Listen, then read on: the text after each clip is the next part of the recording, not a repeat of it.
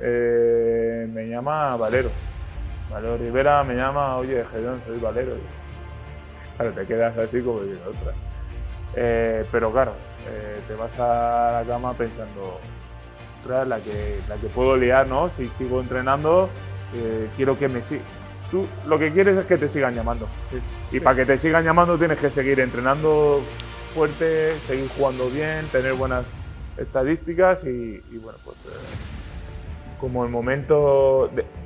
Recuerdo que le decía a Álvaro, es que tengo demasiada ganas. Y a los árbitros, cuando le protestaba y todo eso, y hablando con Jordi sobre el tema ese de que yo venía aquí súper alterado, me veían súper alterado. Sí, muy excitado, de más. Sí, de más. De los momentos más duros para un deportista es ver a tu equipo en la tele y tú estar en tu casa. Bueno, yo llevo 3 veranos diciendo a mis hijos que el verano que viene es cuando nos vayamos de vacaciones.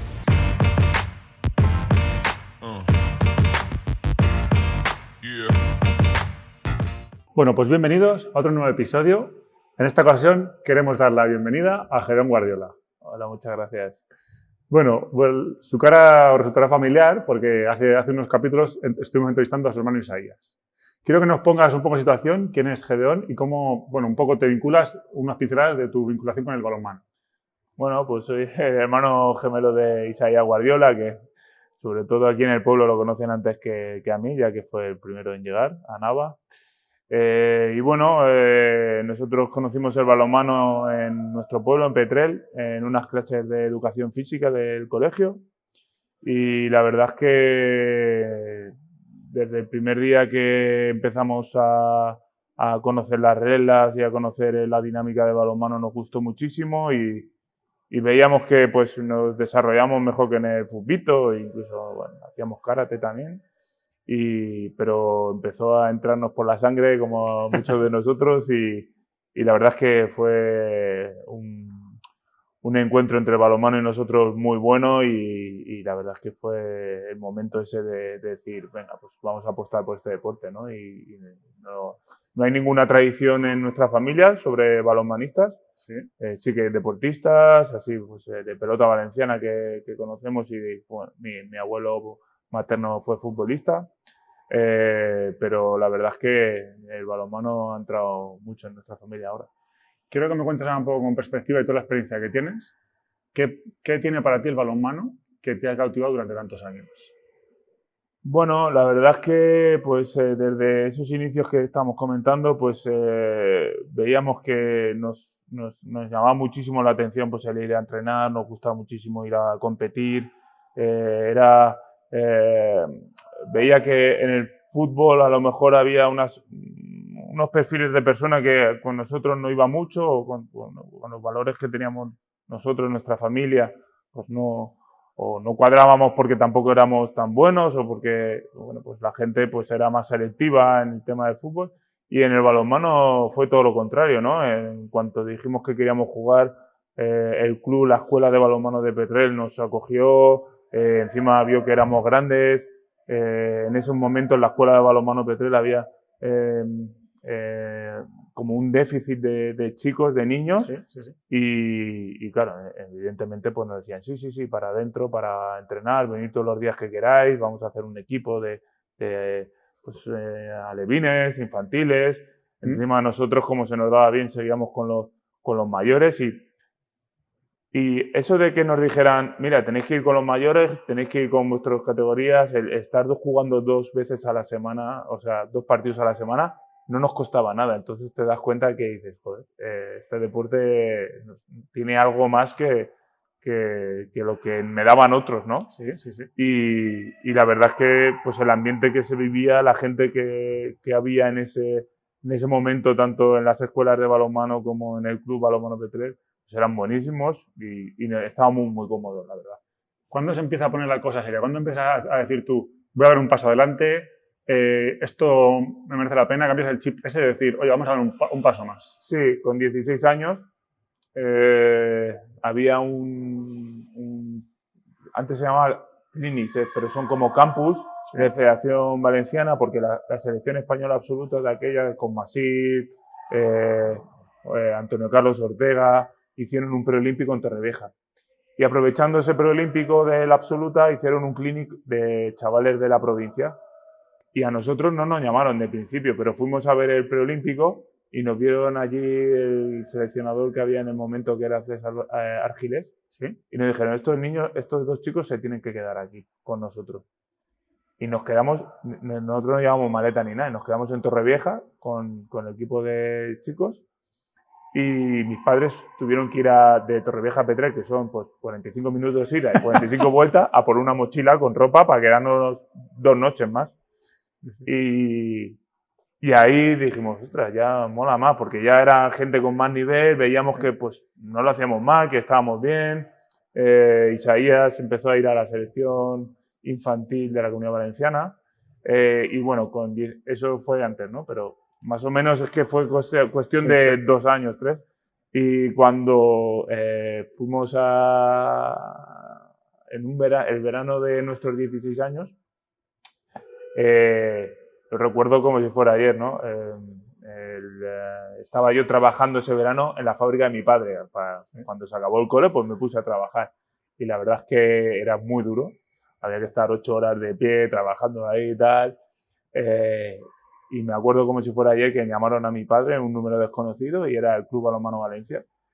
Y ahí es cuando nos propusieron irnos a Valencia a vivir con el equipo juvenil, que era el puntero en estos momentos de la Comunidad Valenciana, el Marni, que era la base del Club Balonmano Valencia, que estaba en Asobal. Y cuando nos fuimos allí a Valencia, a las 2 semanas, nos enseñaron todo, vimos un entrenamiento de Asobal, nos comentaron que querían que fuéramos allí a vivir ya nosotros solos, ¿sabes? Que nos pondrían una residencia y tal. Y entonces ahí ya te das cuenta que tienes la oportunidad de apostar para esa vida de profesional que la tienes a un paso prácticamente, ¿no? Que a lo mejor en Petrer no nos hubiera pasado eso. Tú cuando ves ese nivel, tú a nivel de presión te exiges mucho y dices, bueno, vamos a probar a ver qué pasa. ¿Cómo le das eso emocionalmente? Bueno, en ese momento la presión la tuvo más mi hermano, ¿no? A las 2 semanas de estar allí en Valencia, mi hermano se quería volver a casa y yo no.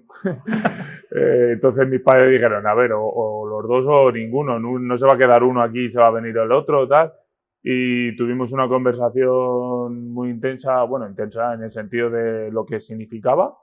Y yo pues intentamos convencer a mi hermano para seguir adelante. Pues a mi hermano a lo mejor le vino muy grande, entrenamos mucho más que en Petrel, estábamos solos, nos teníamos que hacer muchas cosas solos, ya quieras o no, 16, 17 años es una época un poco dura para independizarte, ¿no? Pero entre comillas, estábamos independizados. Que os tocó vivir cosas que a lo mejor un chaval de esa edad no había vivido Claro, antes. encima íbamos de un pueblo de Petrel de 30.000 habitantes a Valencia, la ciudad de Valencia. O sea, que es un cambio muy grande saber coger un autobús, perderte de vez en cuando con el autobús, con el metro.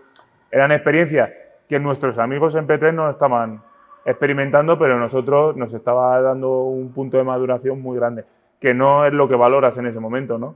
Pero es verdad que intentamos convencer a mi hermano para seguir adelante y gracias a Dios que dijo que sí, ya fue todo un poco más fluido y mis padres se quedaron más tranquilos también y bueno, fue duro en muchos casos, por lo que te estaba comentando, ¿no? El tema de perderte con el autobús o estamos en el segundo bachiller, un curso muy importante y nosotros apostamos para irnos allí donde es no conocíamos a los maestros, no conocíamos a nadie, a ningún alumno. Y bueno, pues en ese sentido fue duro los inicios, como tantas veces que nos ha pasado, ¿no? Pero yo creo que eso nos ayudó a que en otras iniciaciones, en otras ciudades, en otros clubes, con otra gente, lo hayamos llevado bien, ¿no? Claro. Tú entras a doblar ya con equipo Asobal, ¿no? Desde entonces. ¿Qué ves? ¿Qué matices ves llegas y te encuentras de repente entrenando con esa gente? ¿Qué veías? ¿Qué sensaciones tenías? Yo iba como flan, evidentemente. O sea, íbamos los dos como flanes. O sea, encima entrenamos con el juvenil, el segundo equipo y el Asobal muchas veces. Sí, era duro. Pero claro, cuando estabas ahí con gente que te sacaba 20 kilos de masa muscular, que tú sí eras grande, pero al lado de ellos eras pequeño, ¿sabes? O sea, era... Y entonces, pues...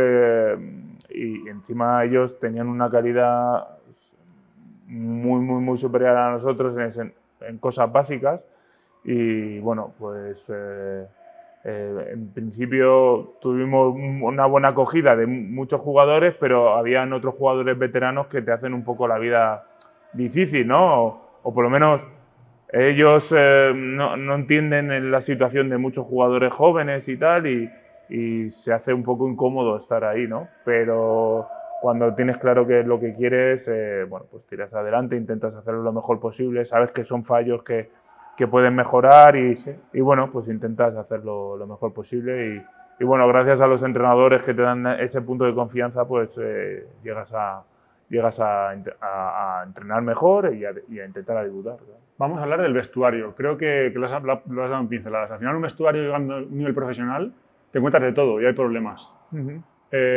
Danos pinceladas a nivel histórico. Esto ya te hablo de toda tu historia, de tu experiencia, de los problemas que se ven en un vestuario, porque yo entiendo que es muy bonito decir que es un equipo, pero tú compites contra tu propio compañero de equipo para jugar. Sí, sí. Entonces, eso a nivel, ¿cómo se gestiona, cómo se lleva? Bueno, es verdad que muchas veces salimos los jugadores que es que somos una familia, que somos un grupo y en verdad es eso, ¿no? Pero porque tenemos tanto tiempo juntos, tantas vivencias juntas, tantos objetivos comunes para llegar a todos a los objetivos del equipo, del club, de los individuales, que bueno, que al final la exigencia llega a un nivel superior a lo que es la amistad y el buen rollismo, ¿no? Pues yo lo he dicho muchas veces, ¿sí? Podemos tener buen rollo y podemos estar, pero a la hora de trabajar en la pista y a la hora de jugar hay que saber estar y hay que saber exigirse al máximo cada uno, porque como tú no te exijas como yo seguramente te vaya a exigir igual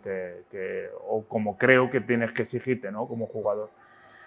¿Qué pasa? Que antes, antiguamente, pues habían jerarquías. Ahora, o sea, las jerarquías eran mucho más marcadas, el veterano era el veterano y no se llevaba con el joven ni nada. Ahora sí que es verdad que eso se ha mejorado bastante, porque los que hemos sufrido esos niveles de jerarquía, ¿sí? No nos ha gustado cómo nos trataban, entonces nosotros ahora ya yo creo que tratamos a los jóvenes de otra manera, ¿no? Intentamos ayudarles, intentamos presionarles en el sentido de que tienes una oportunidad, ahora tienes muchas más facilidades para llegar a lo más alto o para jugar en Asobal con el equipo, de tu pueblo y tal, y por eso les exigimos, ¿no? Porque sabemos que ese es el camino a llegar para la ambición que quieres tener, ¿no? O para los objetivos a llegar individualmente. Entonces, pues eso a veces crea un poco de tensión en los vestuarios, pero hay que tener un poco de raciocinio y decir, oye, pues esto es lo adecuado, cuando pasa, pero si hay problemas o si hay un mal rollo en un momento dado, después resolverlo lo mejor posible, que creo que eso también es lo que refuerza al equipo, ¿no? En los momentos malos, en los momentos de tensión, el que después se pueda arreglar esa situación hace que la unión sea mucho más fuerte. Tú has visto, esto también lo hablamos con los chicos de la Segoviana de fútbol, ¿tú has visto equipos que tienen tan bien trabajado el grupo que superan a otros que les superan en pasta, en dinero? ¿Te refieres a que la unión, la fuerza del equipo supera un presupuesto? Ya supera, sí que lo he visto, claro, evidentemente, pues no hay cosa mejor que ganar a un equipo grande. Nosotros, por ejemplo, en Alemania, cuando ganamos la Copa con el Lemgo, éramos el equipo más inferior según la tabla y según el presupuesto, como tú hablas, que estaba en la Final Four, y le ganamos al Kiel y al Mechungen, que nos duplicaban el presupuesto. Luego hablaremos de ello, bien. Y entonces, pues, esa satisfacción que hay tras el esfuerzo que has realizado ante un equipo que individualmente y económicamente son superiores a ti es increíble. Creo que es una de las satisfacciones que el deporte te puede permitir y que cuando lo experimentas es súper gratificante como deportista, ¿no? También he sufrido al otro lado. Ir como favorito y que todo el mundo te quiera ganar, ¿no? Y ahí también hay que saber estar y saber, saber el rol y el papel que tienes, que te ha ganado, el caché ese como favorito, te lo has ganado tú mismo y tienes que también dar el do de pecho en ese sentido. Muy interesante. Al final, como has vivido en tantos perfiles, pues nos vas a contar muchas historias de por dónde has estado, que es muy interesante. Termina Valencia, como ya nos comentó tu hermano, de una manera horrible. Tú, a nivel deportivo, ¿cómo terminas? ¿Quién se pone en contacto contigo luego, con vosotros? Cuéntanos un poco cómo va eso. Bueno, pues ahí cuando empezamos a ir con la juvenil, estando en Valencia, empezamos a ir con la juvenil, con la junior, pues nos llaman un representante de jugadores y tal, y bueno, pues mi padre evidentemente no teníamos ni idea de eso, ¿no? Pero es verdad que cuando te llaman otros equipos ofreciéndote ofertas económicas y tal, pues es mejor dejárselo en manos de profesionales. Encima, pues el tema de gestoría y todo eso es mejor que te lo lleven otras personas cuando no tienen ni idea. Y mi padre creo que fue inteligente en ese sentido. Y entonces cogimos un representante. Nosotros teníamos contrato aún, lo que pasa que bueno, el equipo se disolvió y contrataron con nosotros equipos de la B, sobre todo, ¿no? Y el Logroño y el Teucro. Resulta que yo me fui al Teucro y ese año estábamos los dos en Asobal, el Valencia y el Teucro, y bajamos los dos. Y yo me fui al Teucro, ¿no? Y bueno, pues fue gracias a tener un representante, ¿no? ¿Cómo desvinculáis tú y tu hermano vuestras carreras deportivas en ese momento? Cuéntanos cómo lo gestionáis, cómo lo lleváis. Bueno, es verdad que hasta ese momento llevábamos juntos toda la vida. Claro. Y a los 21 años separarte de tu gemelo, es difícil. Pues igual que la iniciación en Valencia, que fue separarnos de nuestros padres y de nuestros amigos en Petrel, pues bueno, son inicios difíciles. Siempre estar ahí, el apoyo de tu hermano, porque aunque sepas que tienes a 17 compañeros más del equipo, pues tu hermano es tu hermano y en momentos difíciles siempre recurres a él, o cuando te encuentras, a lo mejor el encontrarte cuando tienes un mal momento, el tener el apoyo de tu hermano, lo entienda o no, pues es diferente, ¿no? El tener a tu hermano ahí. Y bueno, pues fue difícil porque al principio pues te notabas muy raro el ir a entrenar sin tu hermano cuando llevas, pues eso, y llevábamos 10 años, 12 años en el balonmano yendo juntos a todos los lados. Pero la verdad es que tuvimos suerte. Él estuvo con compañeros también de Valencia que se fueron a Logroño, con compañeros nuestros de la selección junior también coincidieron allí, y yo idem, coincidí con un compañero Víctor Vigo, que ya lo conocía de allí, y la verdad es que el equipo en Teucro era muy majo. ¿Se hace un proyecto ambicioso para subir? Se hizo, sí, porque como fue un equipo que recién ascendido también, pues es un equipo muy tradicional en Asobal y bueno, con una trayectoria histórica muy buena. La ciudad estaba apoyando al equipo después del descenso y bueno, pues fue difícil porque los primeros meses no funcionaron bien. Creo que la B en ese momento era muy competitiva, era muy difícil ascender, pero lo conseguimos al año siguiente. O sea que en ese sentido tanto la ciudad como el club estaban contentos con el rendimiento del equipo. Decides salir de Teucro y aparece Logroño, ¿no? Cuéntanos un poco cómo... Sí, pasé 3 años en Teucro, donde, bueno, tuve momentos buenos y momentos malos, evidentemente, sí, pero me llevé muchísimos amigos y me lo pasé muy bien, disfruté muchísimo del balonmano, sobre todo las 2 últimas temporadas. Y después me fui a Logroño porque vi que mi hermano estaba teniendo un desarrollo súper bueno como jugador, ya que J. González era el entrenador allí y veías que pues estamos jugando como el Valladolid, como el Ciudad Real y bueno, pues era interesante en ese momento, sobre todo pues experimentar o aprender de J. González como jugador, y creo que fue un acierto, ¿no? En un año solo, medio año digamos, tuve una mejora tanto en ataque como en defensa, porque en Teucro venía solo de defender, pero el Logroño me quiso como jugador ofensivo y aprendí muchísimas cosas de Jota que me ayudaron a que Portland San Antonio se fijara en mí, ¿no? Al año siguiente. Vamos a hablar de ese. ¿Crees que esa fue tu clave de dar un paso más a nivel profesional y subir tu tu nivel deportivo? Sí, yo le tengo mucho cariño a Jota y también, no sé cómo decirlo, pero me siento un poco que le engañé. No le engañé, pero le defraudé porque él pensaba que me iba a quedar más tiempo allí en Logroño. La ambición de Logroño era muy buena, que estaba creciendo mucho como club. Nos quedamos séptimos, que se clasificaron para Europa. El año que jugué yo, pues al quedarnos séptimos, se clasificaron para Europa.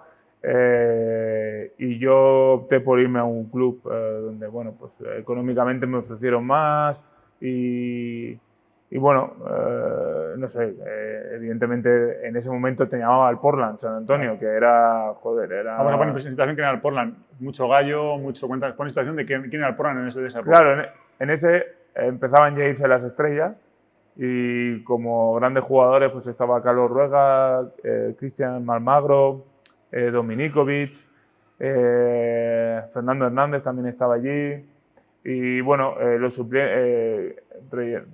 yo me fui con Belaustegui y con Alberto Aguirre Zabalaga de Logroño allí a Pamplona y después coincidieron también varios jóvenes que eran que tenían mucho futuro, ¿no? Como Nico Mindeguía, Crowley, bueno, muchísimos jugadores que, bueno, con Luife también coincide el último año, pero ese primer año de Pamplona hubo también un poco de debacle de gente muy buena que se fue, también porque económicamente el club no estaba un poco bajón, muy fuerte.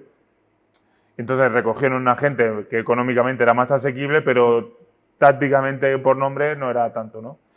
Ese año tuvimos altibajos, la Liga Sobal era súper competitiva también, pues recuerdo que el primer partido fue en Toledo, un recién ascendido, y perdimos. O sea, el Portland San Antonio perdió en Toledo contra el recién ascendido, pero es que el Toledo tenía muy buenos jugadores en ese momento, estaba Diego Moyano en la portería, que tenía muchísima experiencia en Asobal y fue brutal, ¿no? El partido que nos hizo allí, bueno, pues las canchas estaban a tope, iba muchísima más gente que ahora o que estos últimos años. Y entonces, pues ese año fue un poco duro, el entrenador se fue, económicamente ya empezaban a tener problemas. Y el segundo año es cuando vino Juan Tapez Echea, un entrenador de allí de Pamplona que estaba haciéndolo bien en Anaita. Y la verdad es que ahí resurgió la figura de equipo que estamos hablando antes, ¿no? A pesar de los problemas económicos, a pesar de que éramos los jugadores buenos, pues Cristian, Carlos Ruega y tal, se fueron porque pues, tenían ofertas de otros equipos y el Portland nos estaba pagando. Sí. Hicimos un equipo de piña, de gente joven, con proyección muy buena y fuimos creciendo y la verdad es que disfrutamos muchísimo el balonmano. No ganamos ningún título, no ganamos, jugamos en Europa, llegamos a semifinales de la IHF y tal y jugábamos muy bien. O sea, teníamos un ambiente en el vestuario muy bueno y encima pues éramos jugadores que a la hora de salir a la pista nos implicábamos mucho, había mucho compromiso por todos y a pesar de esos problemas económicos que teníamos, ¿no? Y la verdad es que lo recuerdo muy, muy bonita la época de Pamplona. ¿Tú sufrías mucho en esa época? ¿Sufrías mucho? ¿Te autoexigías mucho? No tanto. Yo creo que eso me ayudó también a crecer como jugador y ahí es cuando empezó la selección Valero Rivera empezó a fijarse en mí, pero no me exigía tanto. La verdad es que fue un poco como estaba disfrutando, tenía seguridad con los jugadores, no era tan veterano, no tenía objetivos tan grandes como me vino después y la verdad es que al exigirme no era como ahora, a lo mejor como veterano. A lo mejor ahora en veterano me exijo más, o durante la época que he tenido en Alemania, pero la verdad es que lo recuerdo disfrando, más que exigiéndome y frustrándome y tal, ¿sabes? Sí. Pero todo llevó a eso, a que el ambiente que teníamos en el vestuario, en el equipo y la forma de entrenar que teníamos también lo veía muy bien. Es verdad que yo también tenía la confianza del entrenador. Y, por ejemplo, Iñaki Peciña, que lo quiero mucho y le tengo mucho aprecio, pues a lo mejor no tenía esa misma confianza y no jugaba tanto. y estaba Eloy González también y entonces pues nos repartíamos más Eloy y yo que Peci, ¿no? Y Sí. veía que Peci se esforzaba muchísimo y tal, pero al final el entrenador me daba confianza a mí más y entonces pues por eso lo recuerdo también. ¿Cómo se pone en contacto contigo la selección española en esos inicios? Porque yo me explico, ¿cómo pones situación? ¿Quién te llama? ¿Qué te dicen? ¿Cómo te lo cuentan? Pues a mí me llama Valero. Valero Rivera me llama, oye, Gedeón, soy Valero.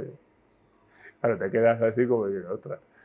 Y después me lo dijo Juan Tapez Echea, el entrenador, que había hablado con él, evidentemente, y que contaban conmigo para un torneo internacional. Una Supercopa de Naciones se llamaba.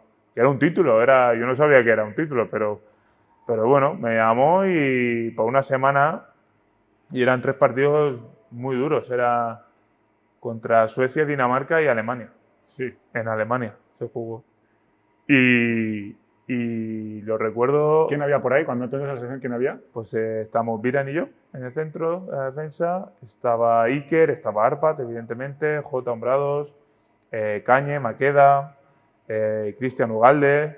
Creo que estaba Gurbi también. Julen, evidentemente. Creo que Albert Rocas y Víctor Tomás.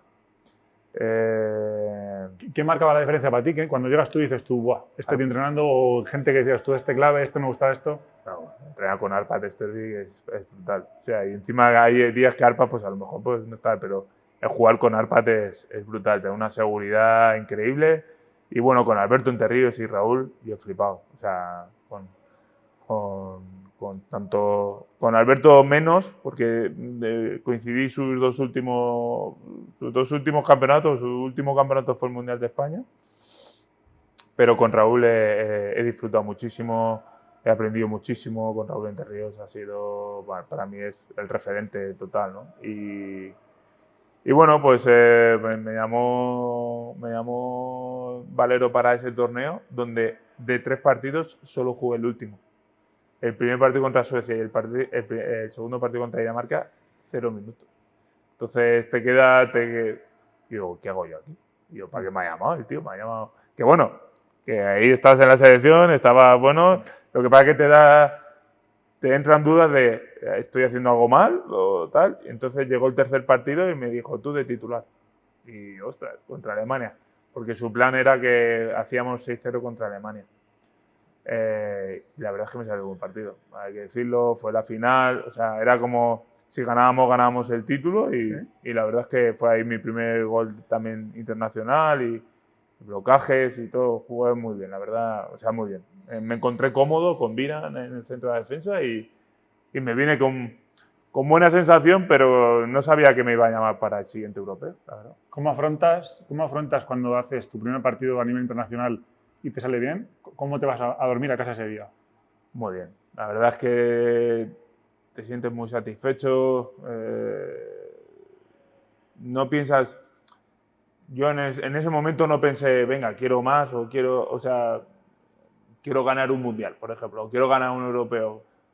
Solo, mira, he estado bien, he estado a gusto con esta gente, con este grupo. Con Valero pues entrenas muy intenso y es una disciplina muy alta, pero joder, no dejar de estar en la selección, ¿no? Y para un chico de Petrel, de un pueblo pequeño, llegar a la selección, bueno, Isaías fue el primero y después llegué yo de nuestra localidad, pero pues es un orgullo, ¿no? Y representar a mi familia en la selección también es súper importante.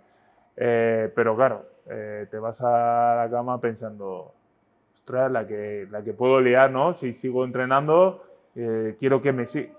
Tú lo que quieres es que te sigan llamando. Sí. Y para que te sigan llamando tienes que seguir entrenando fuerte, seguir jugando bien, tener buenas estadísticas y bueno, pues... ¿Tú les veías a ellos y les veías muy lejos o decías, yo creo que si ajusto un par de cositas, llego?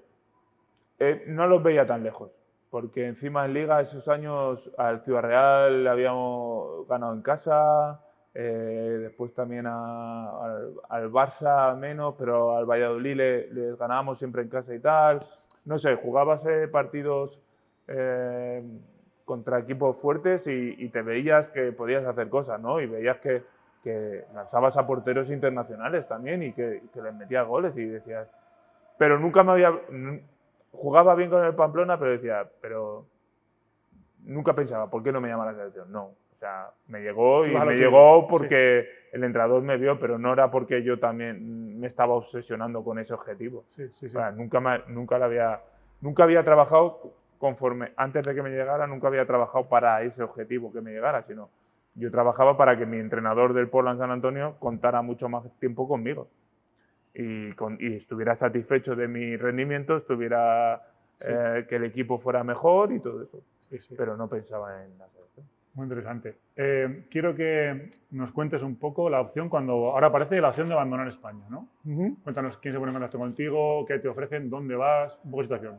Bueno, pues estando en Pamplona, o sea, jugué el europeo con la selección, o sea, después del torneo este de noviembre, de la Supercopa de Naciones, se lesiona Garabaya y me llama Valero para jugar el europeo de Serbia 2012.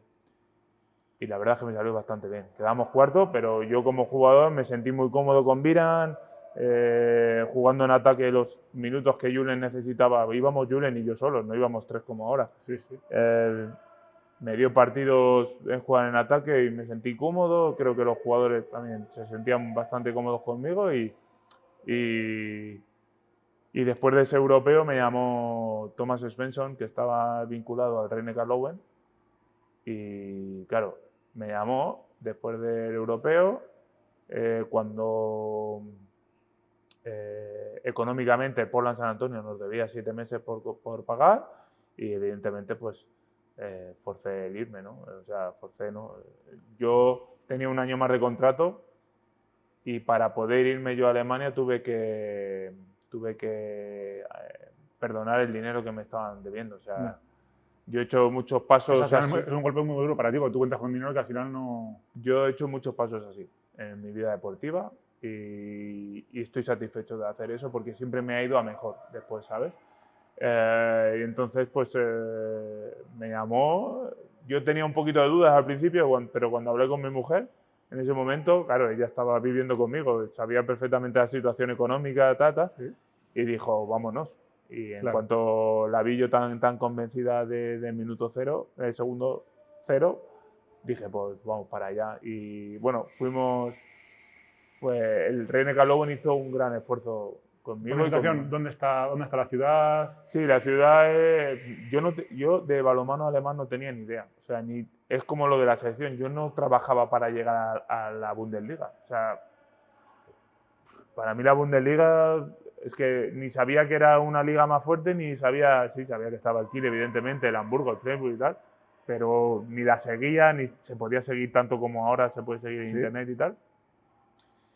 Y bueno, me informé un poco del Rhein-Neckar Löwen, que es un equipo de Mannheim, de la ciudad de Mannheim, que bueno, originariamente ese club digamos que es la unión de dos equipos de pueblo, que es Ostringen y Kronau, que comparándolo con zonas de aquí es como si fuera pues Nava y Navas de Oro. Sí. Y los dos clubes se fusionan, pero después vamos a jugar a Segovia. Vale. Y así funcionan allí. Y la verdad es que como condiciones de equipo no he visto mejores condiciones en mi vida. Cuéntanos un poco más, profundiza. Bueno, pues tienen un pabellón especial solo para entrenar, donde allí tenemos nuestras taquillas y tal. Teníamos utillero donde nos lavaba la ropa todos los días, donde teníamos nuestra sauna y nuestros baños de agua fría allí en el mismo pabellón de entrenamiento. Teníamos un gimnasio que cada 2-3 años renovaban el material, con materiales última moda y de último modelo, digamos. Después, detrás del pabellón, había una pista de atletismo de tierra donde hacíamos las pruebas físicas y la pretemporada. Las condiciones del autobús eran espectaculares, súper cómodos. Teníamos café, nos ponían comida de plato. Teníamos un mueble con platos y cubiertos. Sí, sí. Teníamos un café que compraban granos de café buenísimo. El utillero nos hacía tartas para los viajes. Cuando salíamos el día anterior, no el día de partido, pero el día anterior nos ponía una tarta, que la mujer nos hacía unas tartas brutales. Allí la tarta y el café es casi religioso, no es como Sí. el té en Inglaterra, ¿no? Sí, sí. Después las condiciones de viaje, llegábamos al aeropuerto y teníamos a un tío, al jefe de expedición, en un mostrador de Lufthansa, Sí. y ponía arriba Reine Karlowen, solo para nosotros. Y a lo mejor íbamos en vuelo regular, pero el tío se movía por el aeropuerto, tal. Llegamos a los hoteles y teníamos cada uno ya nuestras llaves, tal. O sea, vida de deportista de alto nivel. Sí. En ese aspecto sí que puedes ver un poco como vemos los futbolistas o tal, Sí. ese era ese nivel, ¿no? En Alemania eso lo cuidan bastante. Se esfuerzan mucho porque los jugadores tengan esas condiciones y la verdad es que lo consiguen. Y me cuesta decirlo, pero es verdad que cuando vienes aquí a España pues ves mucha más diferencia, Claro, ¿no? claro. En todos los sentidos, condiciones en todos los sentidos. Vamos a hablar de la cultura de Alemania, la vida, tú cómo te adaptas. Claro, porque es un choque muy gordo de pasar de toda la vida en España, de repente el alemán, la cultura alemana, la vida en Alemania, cuéntanos un poco todo. Sí, evidentemente lo que más me costó fue el idioma. Yo entiendo y yo acepto que soy una persona que me cuesta mucho aprender idiomas, porque nunca me había planteado aprender idiomas. Hay gente que tiene más facilidad, otras menos, pero yo soy de los que tienen más dificultades. A mí me ha costado aprender un idioma, el alemán, 7 años. Y no lo hablo perfectamente, y ni lo entiendo a todo el mundo. Pero he llegado a un momento que tengo un alemán para defenderme y he tenido un alemán que al final he pasado 12 años allí. Claro. Y bueno, pero los inicios son muy duros porque es un idioma bastante complicado, muy diferente al nuestro. Yo conforme lo iba aprendiendo decía, pues el inglés es muy fácil, Claro. ¿sabes? Y te das cuenta, ¿no? Pero he tenido suerte que hay gente que me ha comprendido muy bien, que se han esforzado por entenderme y la verdad que me han hecho la vida muy, muy agradable allí. Después es verdad que es un país donde todo el mundo habla inglés. O sea, si necesitas algo en el ayuntamiento o a la hora de alquilar una casa, Sí. la gente habla en inglés y es un poquito más fácil de entenderte y de entablar conversaciones con la gente, ¿no? Y en el equipo, evidentemente, había muchos extranjeros y hablaban todos inglés y tal, pero el alemán del balonmano lo coges en 3 meses. ¿Cómo es el perfil deportivo de un jugador alemán estándar o de la filosofía alemana de balonmano? ¿Cómo es? El perfil deportivo, la filosofía deportiva que tiene Alemania. Bueno, allí los jugadores, a la hora de entrenamiento, yo se lo digo mucho, lo comento mucho aquí, el entrenamiento es a muerte. O sea, el entrenamiento, ellos tienen claro que su hora de trabajo es la hora y media que van a demostrar al entrenador que ese fin de semana van a jugar bien, que pueden jugar, que puede confiar en él, que competitividad en el puesto a muerte, a fuego, pues eso, seriedad, sí, hay buen rollo y tal, pero hay seriedad a la hora de yo veo mucha más seriedad, veo mucho más, pues eso, que la gente va a lo que va a entrenar, pero después se van enseguida a casa. Eso de estarse en el vestuario hablando y riendo, como hacemos aquí, que creo que también hace mucho que crea el buen ambiente que queremos en el vestuario, ¿no? El estar, pasar más tiempo aquí con nosotros o tal, eso no lo tienen tanto. Nosotros aquí hacemos mucha más vida como colectivo, como amigos, como equipo fuera de la pista que en Alemania, por ejemplo. ¿Y tú eso lo echabas de menos? O sea, tú como cultura española que arrastras... Al principio sí, pero después me adapté bastante a eso y creo que me ayudó también a llevar un nivel de profesionalidad, de profesionalismo un poco más alto, ¿no? Y pues veías que la gente se cuidaba un montón, veías que aunque tuviéramos un fin de semana libre, la gente al día siguiente estaba en el gimnasio o no salían. Se salía días puntuales. Si jugábamos Europa, por mucho que hayamos jugado el sábado por la noche en tal sitio, pues no se salía tanto, ¿no? Se mantenía un poco, oye, que es que el miércoles jugamos.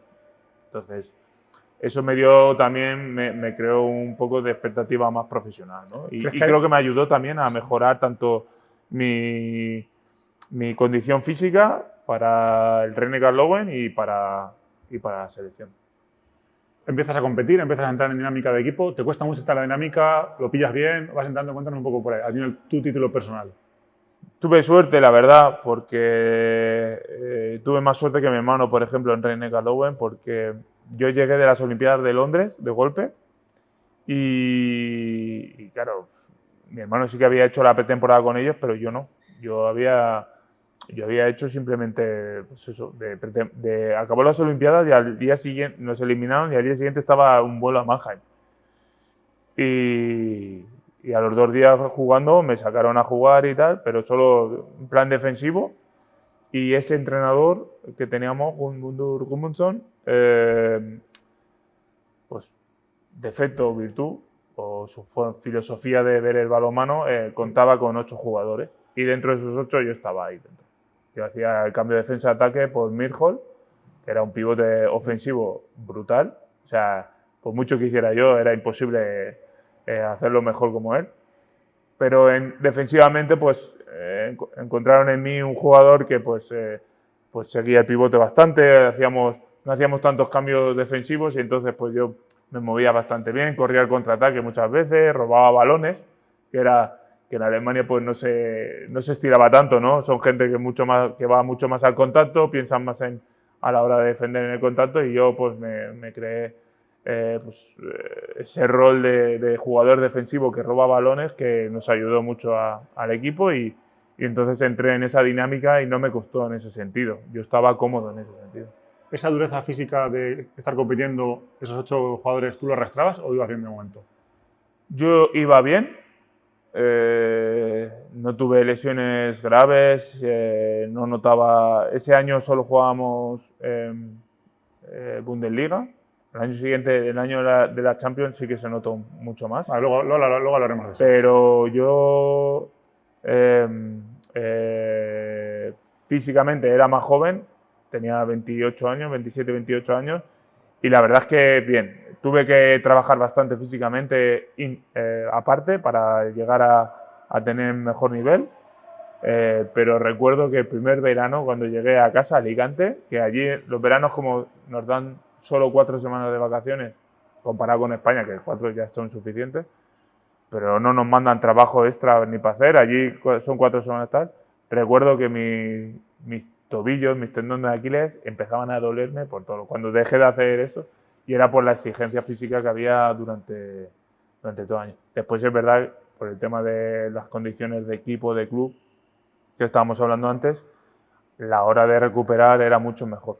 O sea, teníamos muchas más condiciones, fisios, teníamos 2 fisios para nosotros, eso lo notaba bastante, ¿no? Y bueno, pues fue exigente, pero también era un momento que yo podía hacerlo. Ahora mismo no podría con 40 años. Llega el Mundial de 2013. ¿Cómo os preparáis? ¿Cómo llegáis? ¿Es en España? De hecho, ha sido el único hace muchos años. Yo creo que ha sido el único o de los pocos. De chico sí que ha sido el único. ¿Cómo llegáis? ¿Con qué ambición? ¿Cómo os preparáis? Cuéntanos un poco a ver. Bueno, veníamos de un europeo anterior y de las Olimpiadas, pues bueno, que jugamos bien, pero no habíamos conseguido los objetivos. Nos quedamos cuartos y quintos en las Olimpiadas, que nos eliminó Francia y tal. Pero no nos marcamos el objetivo de llegar a campeones. O sea, nuestros objetivos cuando llegamos a las selecciones, el objetivo siempre es intentar llegar a las semifinales, que es lo más alto que puede llegar y es súper complicado a nivel europeo. Y en el Mundial de España pues intentamos disfrutarlo el mayor tiempo posible, ¿no? Creo que nos ayudó muchísimo el ambiente que tuvimos en todos los pabellones. Recuerdo que en Zaragoza el apoyo de Zaragoza era brutal. Jugamos en la caja mágica, donde para nosotros era, pues aquí juegan los mejores tenistas del mundo y instalaron allí las pistas de balonmano, que fue brutal. Jugamos contra Croacia allí un domingo, que fue espectacular el ambiente. Y recordamos también que la vivencia en el hotel, fuera del hotel, cuando íbamos a entrenar, cuando volvíamos, íbamos escoltados con la Guardia Civil y tal, todo el mundo sabía que estábamos allí en Madrid, ¿sabes? En Madrid. O sea, eso para nosotros era brutal. Eso lo habíamos vivido en otros países porque entendíamos que pues en Serbia el balonmano es muy famoso, en Dinamarca, en Noruega, pues en Alemania pues se mueve mucho. Sí, sí. Pero para nosotros era eso brutal, ¿no? Que fuéramos en esos momentos los grandes protagonistas en una ciudad tan grande, ¿no? De nuestro país.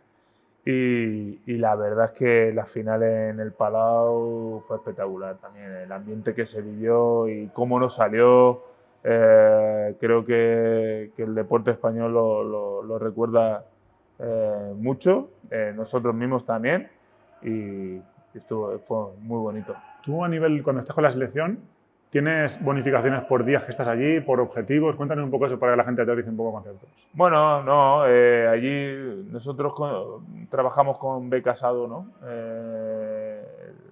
La federación recibe la beca por cada jugador y nosotros pues recibimos pues, X dinero de la beca al año, según el año que hayas tenido.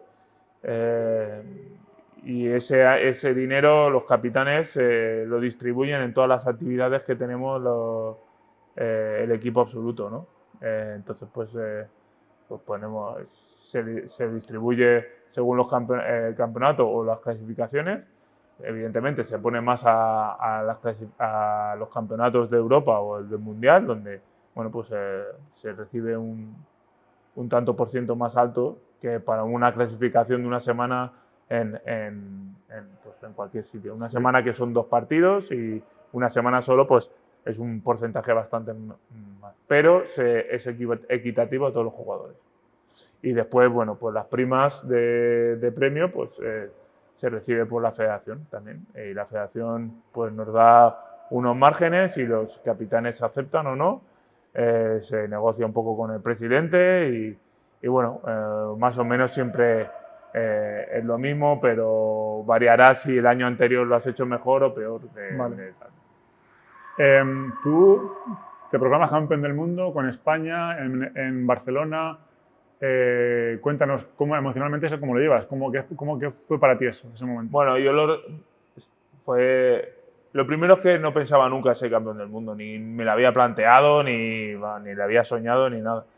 Y me flipó cuando llegué a Petrel, que llegué en tren, de Barcelona a Petrel, que bajé en la misma estación de tren de Elda y Petrel, y vino casi todo el pueblo a recibirme allí.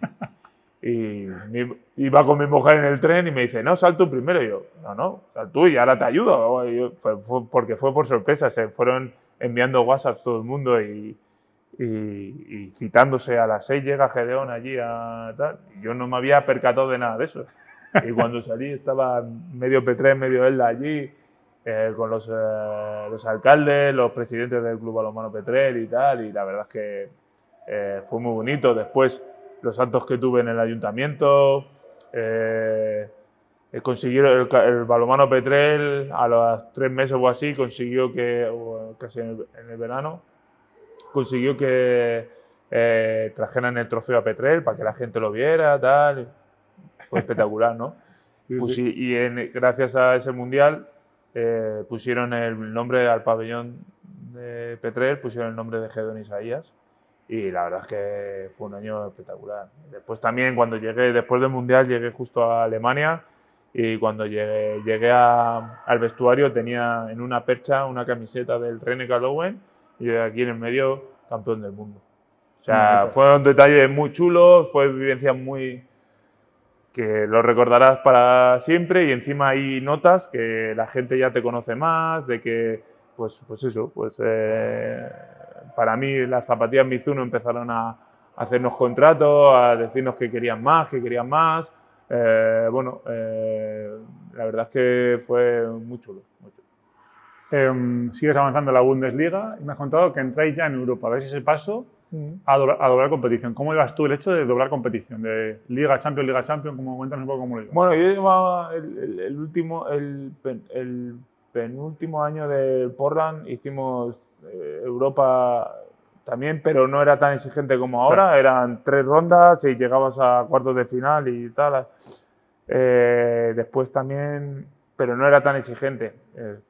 Cuando llegamos a la Champions con el Rhein-Neckar-Löwen empezaron a ser equipos mucho más competitivos, donde se metía el Vardar, se metía el Kielce, eran equipos mucho más duros y el calendario era muchísimo más duro.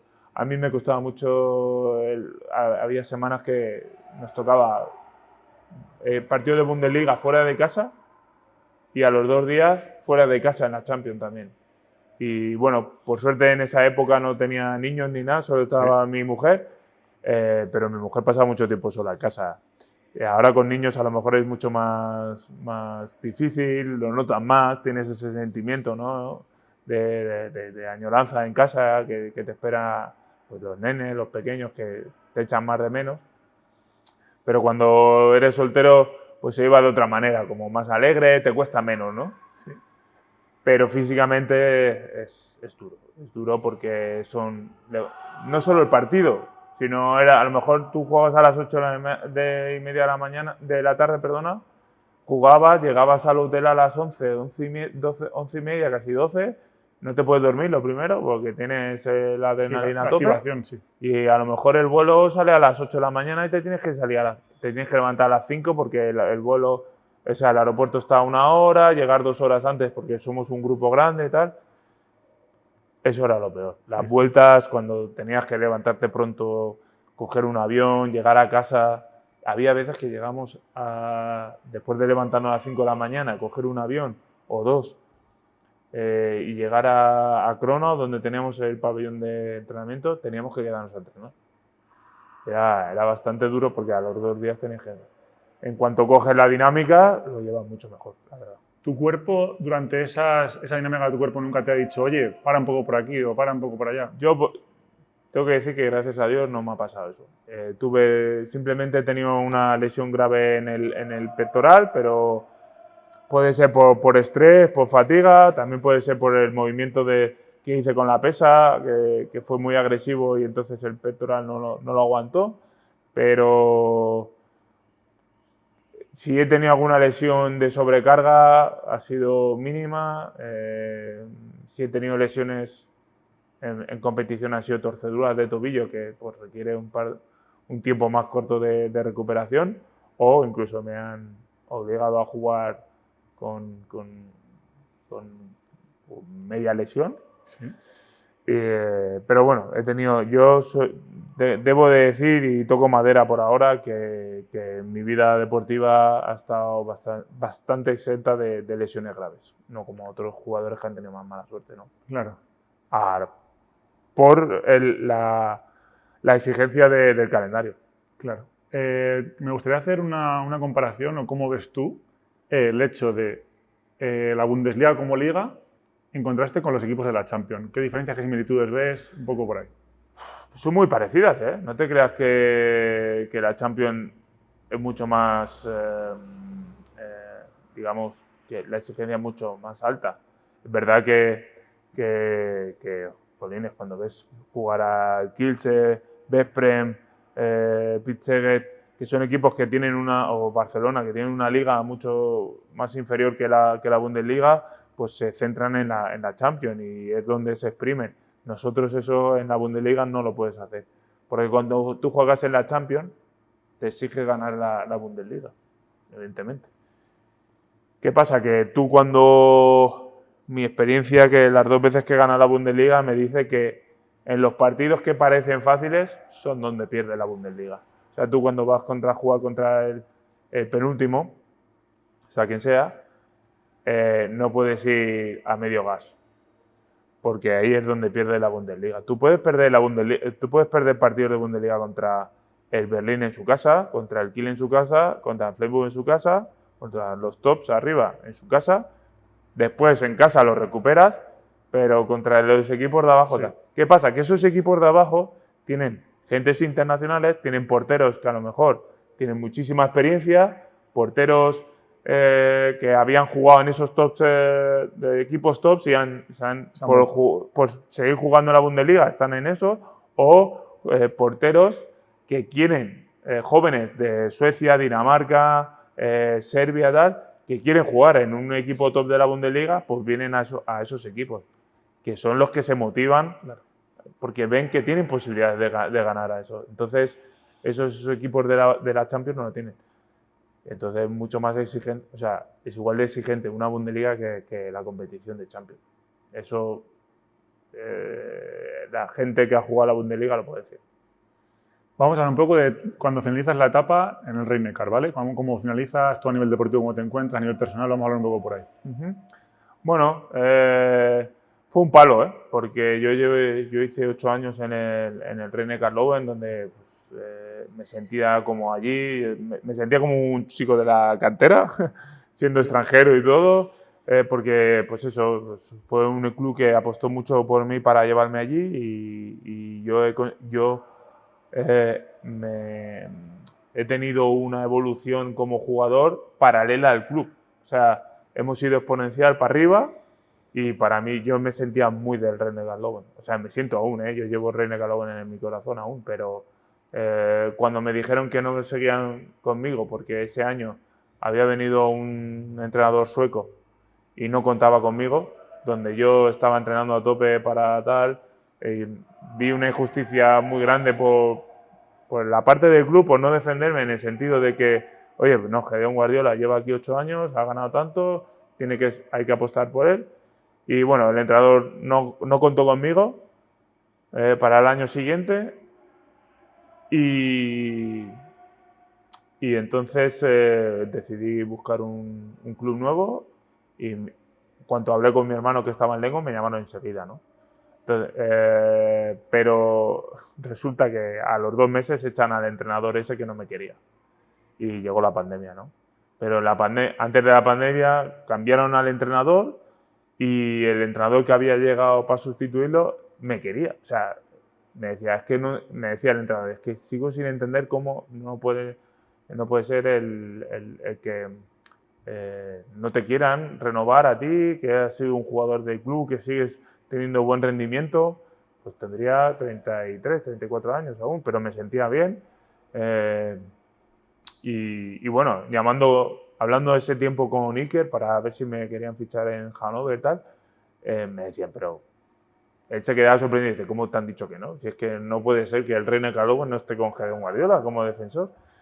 Entonces, pues fue duro porque venía muchas incertidumbres, no sabía si me iba a adaptar a otro club, a tal, y entonces dejamos ahí, tanto mi mujer, bueno, los nenes eran muy pequeños, ¿no? Pero dejamos muchos amigos allí en el club, en la ciudad, habíamos hecho muchos vínculos con gente fuera de balonmano, que los seguimos teniendo, gracias a Dios, ¿sí?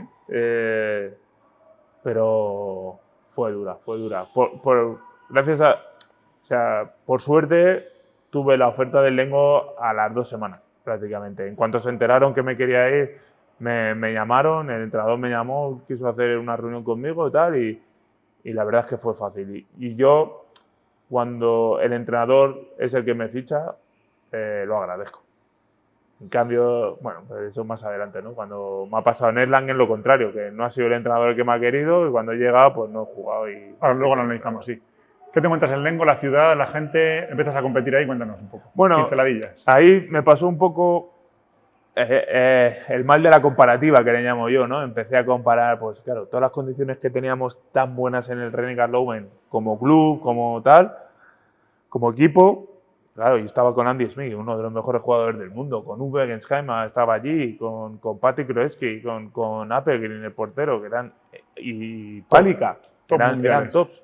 Claro, llego al Lengo, no conocía a la mitad, solo conocía a mi hermano, tal. Habían como, en ese momento esos jugadores eran como potenciales para llegar al top, ¿no? Pero no eran potenciales, tal. Sí. Entonces, claro, y el club pues era un club más humilde, más tal, tenían muy buenas condiciones, pero no eran lo mismo, ¿no? Era como en otro nivel inferior, ¿no? Pero la verdad es que estuve súper contento, súper cómodo, el pueblo era muy cómodo, mis hijos se acoplaron súper rápido, vivíamos al lado del pabellón, que es una facilidad muy buena, teníamos facilidades de poder ir al pabellón cuando quisiéramos. Pues eso, la gente joven que era potencial era súper maja, nos acoplamos súper rápido y bueno, ahí entre ellos está Kazboga, el jugador del Barça, ¿no? Después está Ellison, que se fue al Veszprém. También está Tim Sutton, que es un referente, es un chaval alemán que tiene mucho potencial y bueno, yo creo que va a llegar a la selección también. Lukas Cherve, que se ha ido ahora, o sea, teníamos jugadores muy buenos, teníamos un ambiente de vestuario muy bueno, muy competitivo, que era lo que me gustaba, se entrenaba muy competitivo, o sea, la exigencia era brutal todos los días y llegamos a ganar la Copa, ¿no? Lamentablemente fue en época de pandemia, que no había mucha gente y tal. Claro. No pudimos celebrarlo como nos gustaría, pero fue brutal, la verdad, que ahí te das cuenta lo que vale ganar un título, ¿no? Porque dices, bueno, pues hemos ganado a uno de los dos grandes equipos, al Kiel y al Melsungen, y nos la hemos llevado nosotros a nuestra casa, pero es un título, ¿sabes? Claro. Y ahí había gente en ese equipo, sobre todo el capitán que teníamos, que era Kogut, que en su vida había pensado ganar una competición, en su vida, porque llevaba muchísimos años jugando en la Bundesliga, pero nunca tenía esa ambición ni tenía ese objetivo. Sí. Que no era nuestro objetivo, pero llegó y lo veía súper feliz y te alegraba. Ahí me alegré mucho más por gente que la había ganado que por nosotros, que por mí mismo, ¿no? Pasa mucho y es verdad que es un denominador común. Pasa muchas veces en la Final Four de la Champions, que el equipo menos favorito termina ganando la Champions. Y eso en otros deportes es muy complicado verlo. ¿Por qué crees que puede ser eso? Bueno, porque creo que el balonmano ahora mismo se ha igualado mucho a un partido. Eso ya de que se jugaba antes de ida y vueltas, pues claro, al final el factor cancha cuenta mucho, pero ahora el factor cancha ya no está porque es una Final Four en un campo neutro. Van los mismos aficionados para el mismo, se notan igual porque, bueno, la Final Four en Alemania de la Copa es prácticamente igual que la Final Four de la Champions. Invito a la gente, o sea, ya sé que no llama tanto como la Champions, Sí. pero invito a la gente que le guste tanto, que le va a costar menos dinero, ir a una Final Four de la Copa alemana. Y ojalá se pudiera conseguir aquí en España también, ¿eh? Una Final Four así. Ese formato. Creo que tener la misma sede y donde puedan ir 4 equipos, que yo creo que se podría, claro, evidentemente si llega el Barça siempre, ¿no? Pero yo creo que siempre habría alguna sorpresa y esa Final Four durante un fin de semana en el mismo sitio durante 8 años, creo que la gente se prepararía más, los aficionados sabrían que esa cita es súper importante, tal. Yo creo que se podría conseguir algo parecido, ¿no? Porque es que se vive un ambiente, un fin de semana súper bonito.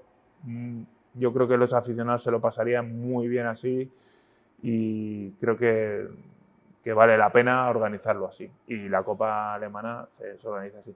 ¿Y qué pasa? Que el balonmano ahora a un partido único se ha igualado tanto, los jugadores creo que han mejorado tanto físicamente que por eso hay tantas sorpresas, ¿no? Sigues en Lengo y terminas tu andadura en Lengo, se te abre otra puerta, que es la de Erlangen, ¿no? Cuéntanos un poco cómo pasa Bueno, yo cojo la opción de quedarme en Alemania, sobre todo porque mis hijos siguieran desarrollándose en alemán y tal, para que siguieran con los dos idiomas, que pensamos que era una ventaja para los nenes. Y también porque era año olímpico y yo quería mantenerme a nivel de alto, ya tenía pues 38, 39 años y quería mantenerme a un alto nivel para la selección y yo creo que la Bundesliga, pues mejor que 12 años en la Bundesliga, me conocía la Bundesliga bien, conocía todos los partidos, o sea, todos los equipos, todos los jugadores, creo que era menos sacrificado que venirme a la Liga Sobal, ¿no? O irme a otra liga o a otro equipo, a la francesa, por ejemplo, tuve ofertas, pero no me llamaba tanto.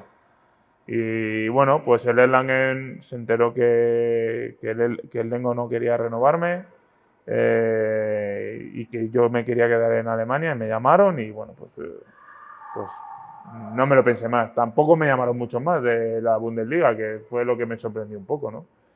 Pero bueno, me fui con muchísima motivación.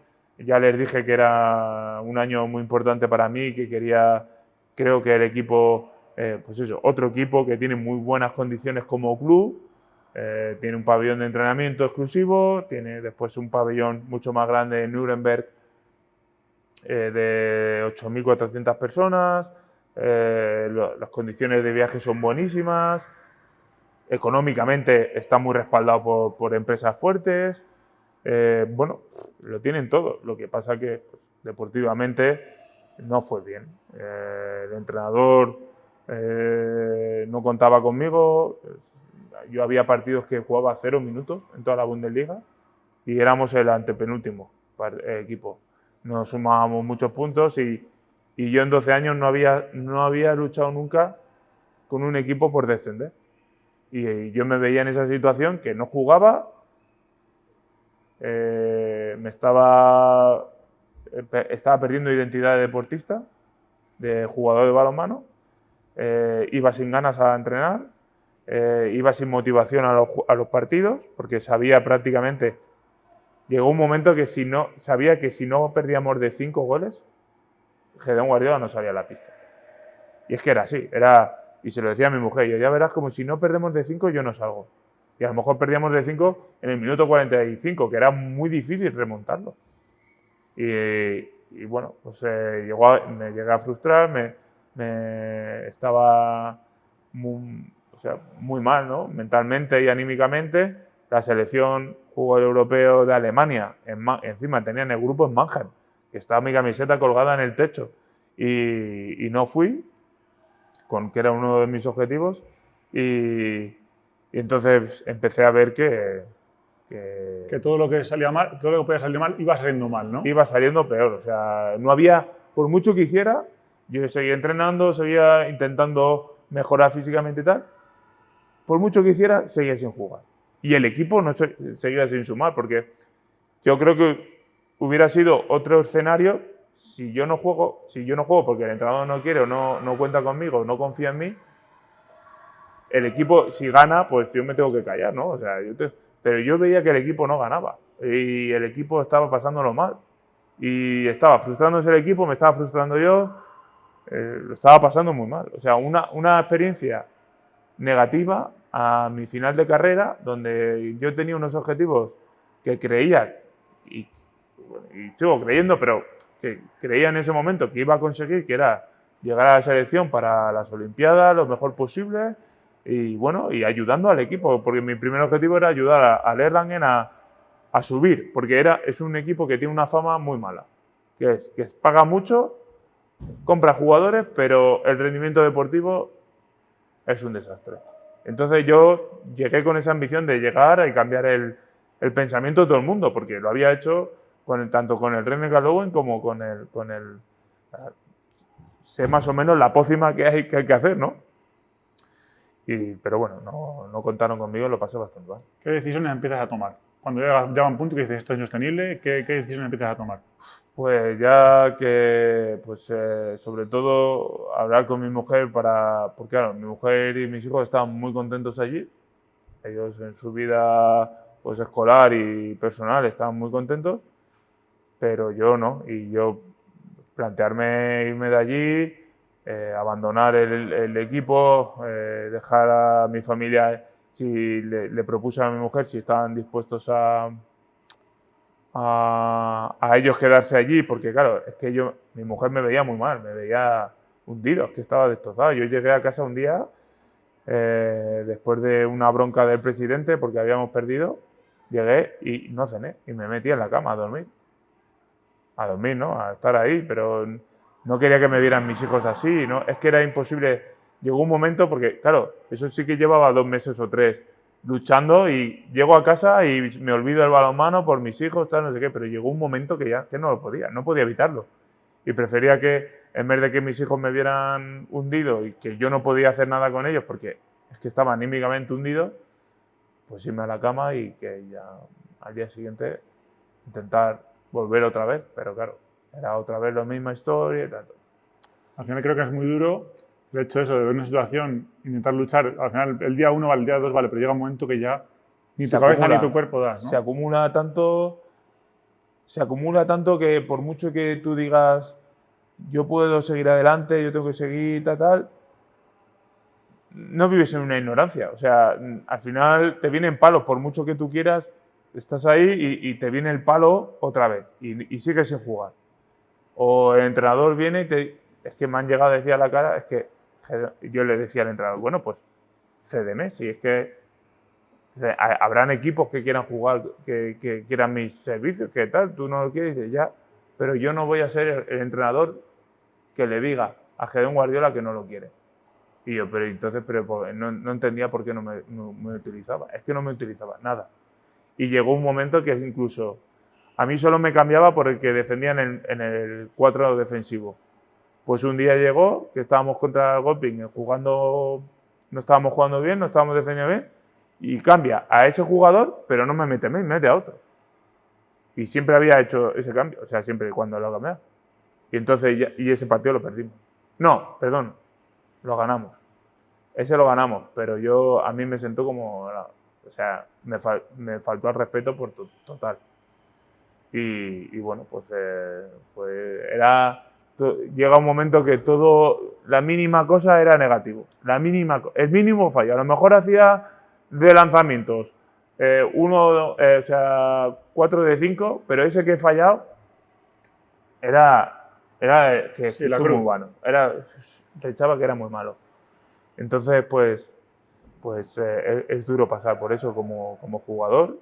Y sobre todo que me frustraba mucho y me agobiaba era que yo veía que no me merecía eso. Después de tantos años en la Bundesliga, de lo que tenía, de tal, no me merecía eso. Y por las ambiciones que tenía de llegar a la selección y todo eso. Y veía que me estaba cortando. Quiero ir por ahí. ¿Cómo te dicen que no a la selección? Porque también eso es otro palo duro, de hecho. O tú ya lo ves venir, o das por hecho. Hablando con Jordi me llamaba de vez en cuando y me decía, oye, pero ¿por qué no juegas? ¿Por qué no estás jugando?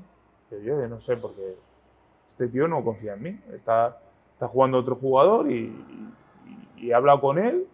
Y Jordi, incluso cuando se enteró que el Oporto se había lesionado los 2 pivotes y tal, me dice, oye, que se han lesionado los 2 pivotes, intenta ir allí.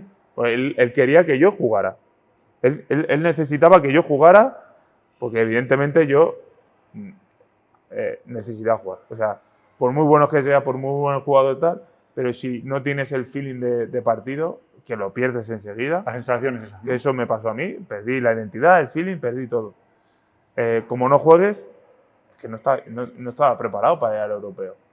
Y aún así yo entrenaba para ir al europeo tal, sin jugar. Pero claro, llegó Jordi, pues, oye, pues piensa cambiar de equipo, mira, a ver, dale las opciones, tal, no sé qué, lo hablaba. No me decía el entrenador, yo no puedo decirte que no, tal, no sé.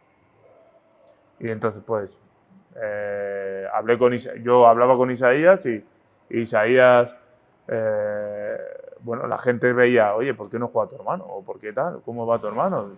No juega. Entonces, pues, se fue encendiendo lucecitas aquí en Nava.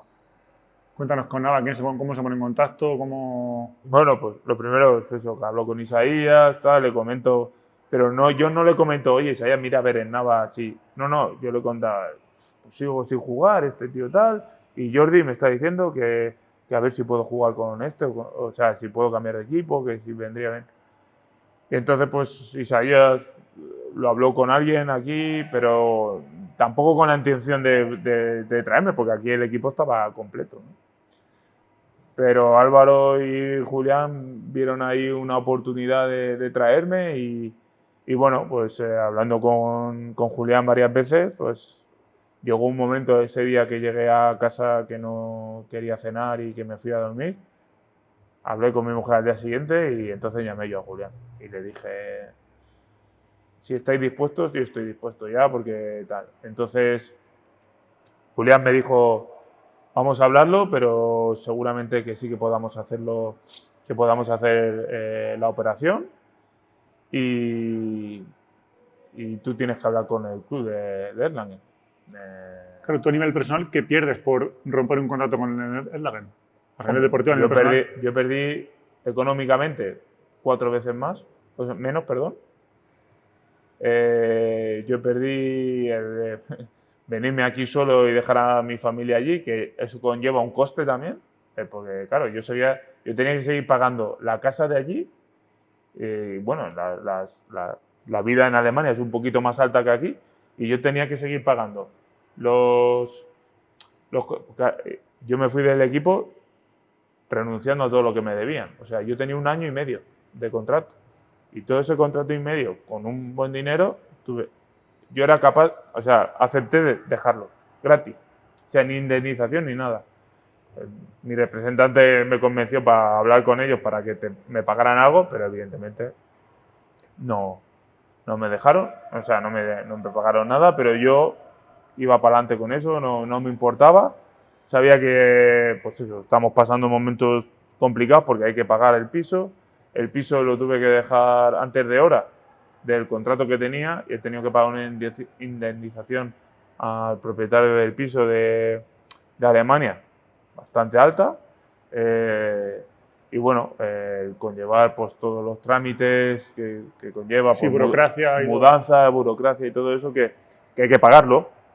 Y resulta que estás cobrando 4 veces menos, ¿sabes? Pero mi mujer me apoya en eso, yo tiré para adelante con todas las consecuencias y hay que aceptarlo, ¿no? Tú cuando llegas a Nava y empiezas a... Bueno, cuéntanos, ¿qué ves en Nava? Llegas, cuéntanos un poco por ahí.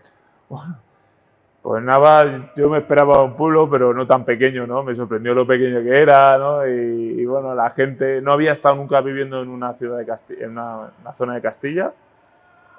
Y bueno, pues me choca mucho, ¿no?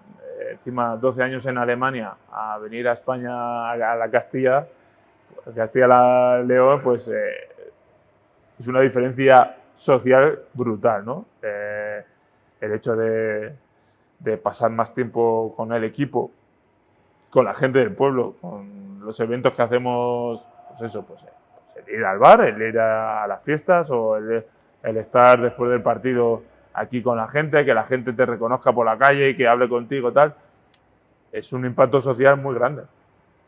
Pero me gustó, me acogió. La hospitalidad que hay en este pueblo es brutal, ¿no? Yo creo que te ayudan en todo. Yo pregunto si me puede ayudar alguien en algo y aparece siempre alguien. O sea, eso es una ventaja para un chico, para un jugador que viene de fuera, ¿no? Y después el ambiente que tenemos en el equipo es súper bueno. Creo que es una de las ventajas que hay y bueno, yo intentaba pues no romperlo dentro de lo que tenía, ¿no? Y creo que se notó bastante. A nivel deportivo también llegas y te impactan muchas cosas, porque vienes de una liga, de una Bundesliga, llegas a una Sobal, que no es la Sobal que tú hayas dejado ni por mucho menos. No. ¿Qué te choca? ¿Qué te llama la atención? Bueno, sobre todo pues, el físico de los jugadores. Pues aquí son más bajitos, más rápidos, pero son tácticamente mucho más ricos que en Alemania. ¿Qué pasa? Que yo venía con la mentalidad alemana, bien, 12 años allí, pues yo quería hacer faltas y faltas y faltas y faltas, o decía, guau, como en Alemania no me jugaban los pases a los pivotes, era muy difícil tener un jugón, aquí hay 3 jugones en cada equipo. Entonces cada 2 por 3 me cogían los pases por detrás o veía que a lo mejor me fintaban mucho más rápido o mucho antes, o sea, tenían una riqueza táctica individual mucho más rica que en Alemania, que ya tenía controlada y esta se me había olvidado, ¿no? Sí. Entonces, pues eso sí que lo noté bastante. ¿Fuiste capaz de... tu cabeza te dejaba estar en el momento, disfrutando el momento, sabiendo trabajar más? ¿O tenías parte también en Alemania con tu familia y tal? Un poco esa situación. No, lo tomé como, bueno, nosotros estábamos acostumbrados, mi familia y yo, pues en enero, cuando llegan los europeos y los mundiales, al final estás todo el mes fuera de casa. Y era prácticamente estar así, ¿no? Por suerte ellos bajaron después de Semana Santa o tal, estuvieron varias veces, no estuvimos separados 4 meses enteros, pero bueno, nos pudimos ver y tal, pero me lo tomé como como el momento...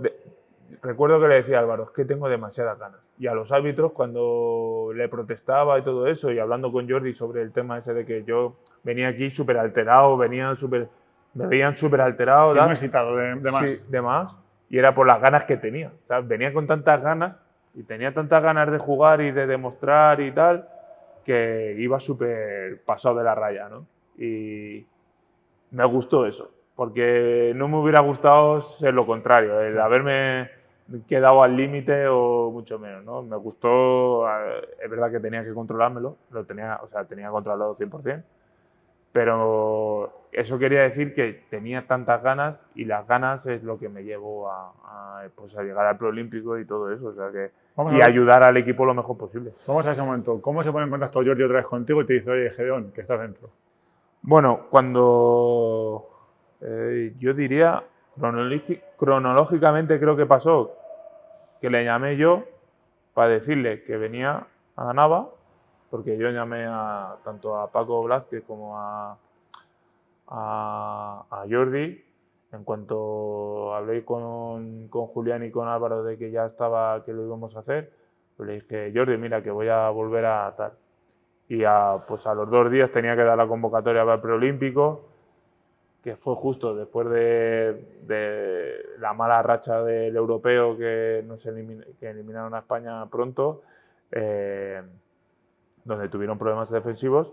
Pues me dijo, a los 2 días me llamó después de haberle dicho que venía aquí y pensaba que contaba conmigo para el preolímpico.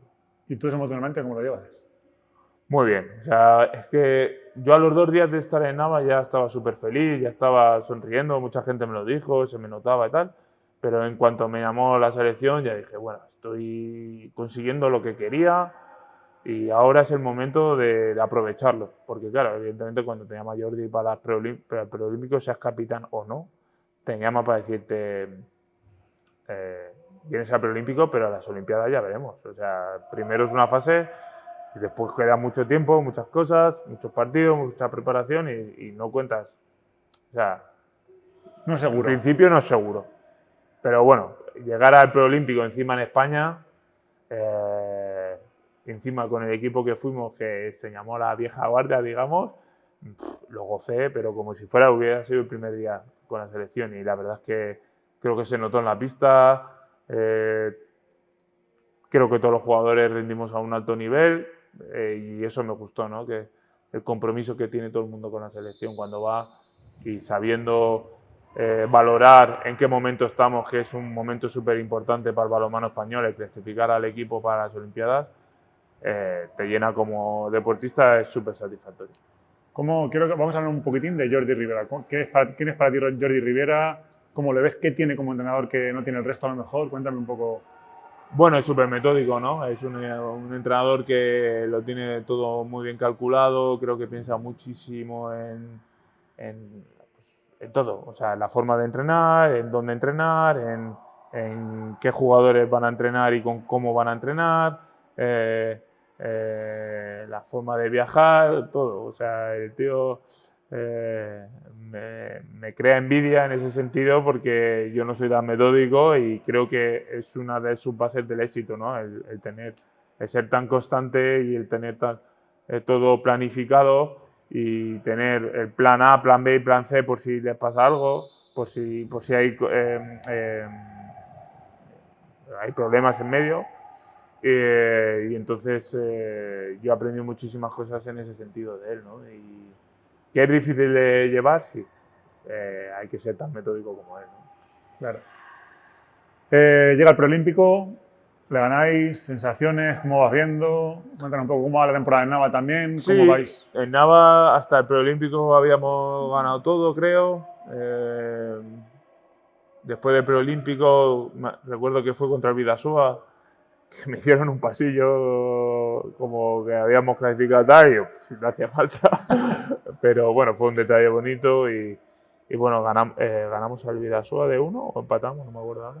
Pero bueno, el mismo Jordi Rivera, cuando se acabó la temporada, me dice, jolines, el Nava contigo, desde que has llegado tú, ha tenido un muy buen rendimiento, ¿no? y la verdad es que fue muy chulo. Fue una lástima el no habernos clasificado para la Copa del Rey, porque bueno, pues sabemos que es una competición muy bonita, pero el jugar 2 veces contra el mismo equipo en cuestión de 4 días es complicado.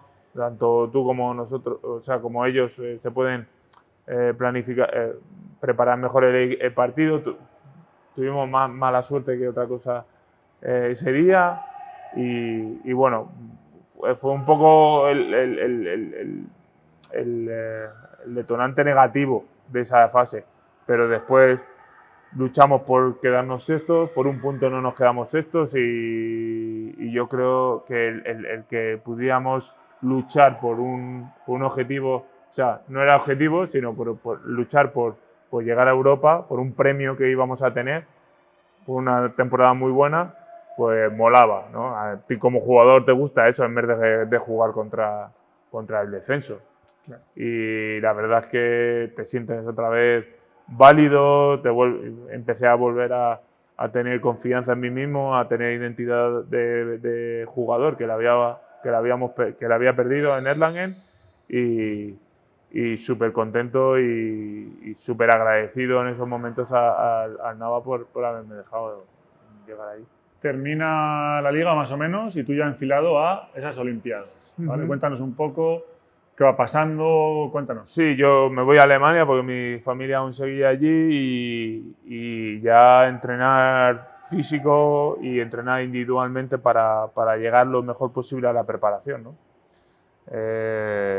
Todo coordinado con el preparador físico de la selección, con Nacho Torres Cusa y bueno, la verdad es que yo me noté muy bien, ¿no? Yo creo que llegaba en un momento de forma a la primera concentración de la selección y bueno, yo creo que fue mala suerte lo que me pasó o bueno, sobrecarga, ¿no?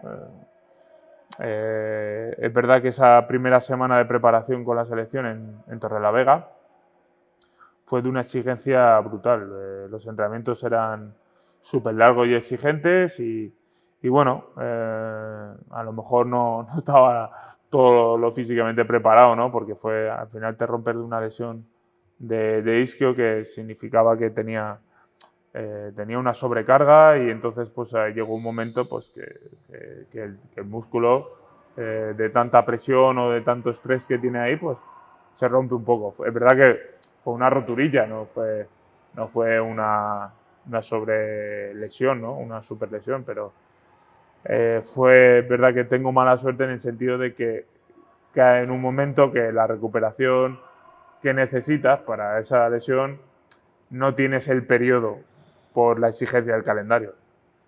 Entonces, pues, un palo muy gordo. ¿Cómo te comunican o cómo ves tú, como en el momento que te dicen, oye, no estás para las Olimpiadas? Bueno, yo me lesiono en Torrelavega y aún había como 1, 2, 3 semanas para poder recuperarme antes de que el Jordi de la lista para irse a París, que eran 14 más 3, o sea, los 17.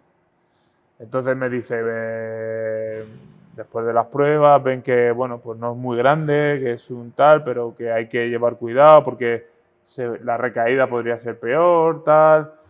Decidimos que me voy a Alicante a recuperarme con un fisio que conozco, de mucha confianza. Después me ofrecieron en la Nucía una recuperación especial con cámaras hiperbáricas, criosauna, tal, que creo que me ayudó bastante también a acelerar el proceso de regeneración de la lesión.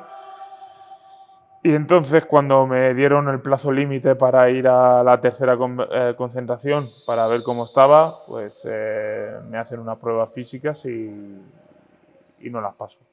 Yo me encontraba bien, pero bueno, me hicieron unas pruebas físicas fuertes para ver si el músculo respondía a la exigencia que va a venir después. Y bueno, pues no las pasé. La verdad es que fueron duras y yo, claro, evidentemente en mi cabeza yo era todo lo positivo que era, a lo mejor de más, ¿no? Porque yo quería ir sí o sí, yo había hecho todo el esfuerzo que tal, y cuando me comunica Jordi en privado que, bueno, pues han decidido que no vaya, pues delante de Jordi pues le di las gracias, tuvimos una conversación, la verdad que muy buena, nos sinceramos de muchas cosas, pero cuando llegué a la habitación pues me derrumbé. Yo creo que fue de los palos. Yo es que he tenido 2 palos muy gordos en balonmano, muy gordos, y fue la no clasificación a Río, pues en la preolímpico, por un gol que no nos clasificamos, lo pasé muy mal, y ya está, evidentemente. Fue dura, así que bueno, pues cuando me lo comunicó, fueron noches muy largas donde le das la cabeza, es que la cabeza te va a 1000. Y sabes que si no te hubiera pasado nada, no estabas pensando en todas esas. Porque al final son paranoias, son cosas que te vienen de un sitio, de otro, de uno que te dice esto, del otro que te dice lo otro. O vas pensando en, mira lo que he hecho, he venido a Nava, aposta, tal, o si no hubiera ido a Erlangen no hubiera pasado esto, tal. Das vueltas a todo. O sea, te vienen a la cabeza 1000 historias. Y mentalmente se pasa muy mal, y anímicamente también. Pero bueno, es verdad que después cuando coges la dinámica con la familia y bueno, aprecias otras cosas, pues se pasa. Pero de los momentos más duros para un deportista es ver a tu equipo en la tele y tú estar en tu casa, ¿no? Claro. Y encima ganando medallas. Claro. En circunstancias normales tienes que estar ahí. Claro, si no fuera por la lesión. Eso es.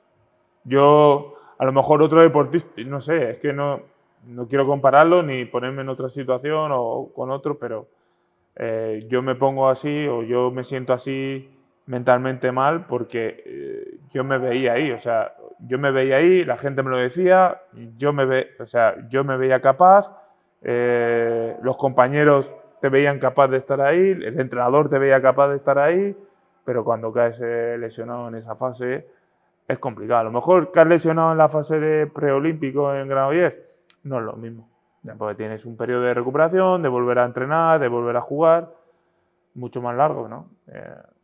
Pero bueno, son cosas de deporte, tienes que entenderlo y bueno, cuesta seguir adelante, pero al final sales, evidentemente. ¿Tú durante este proyecto deportivo profesional que has tenido, has dudado de esto? ¿Has dicho, esto no me compensa o hasta aquí he llegado o tal? No. ¿Siempre has tenido las ideas muy claras? Sí. Yo, pues, si te soy sincero, ¿te acuerdas que te he dicho que trabajé en la fábrica de mi padre con 16 años? Sí. Y fue duro y nos llegó la llamada del Valencia y dije, buah, voy a hacer lo posible para no volver a la fábrica, ¿me entiendes? ¿No? Porque tengo otra opción, tengo una opción que me gusta mucho más. Al final dicen, te tienes que dedicar a lo que te gusta, ¿no? Y es que a mí lo que más me gusta en este mundo es jugar al balonmano. Y entonces, pues, siempre que he invertido en poder jugar más tiempo al balonmano, en poder optar a cosas mejores jugando al balonmano, siempre lo voy a hacer y siempre lo haré. Siempre. Otra cosa que queremos hablar, que hablamos con todo el mundo, es lo social del deporte de élite. Es decir, lo que tienes que sacrificar tú durante toda tu vida deportiva por el deporte. Sí, se sacrifica muchas cosas. Y el que diga que no, creo que miente. Y el que no lo valore, creo que hace mal, ¿no?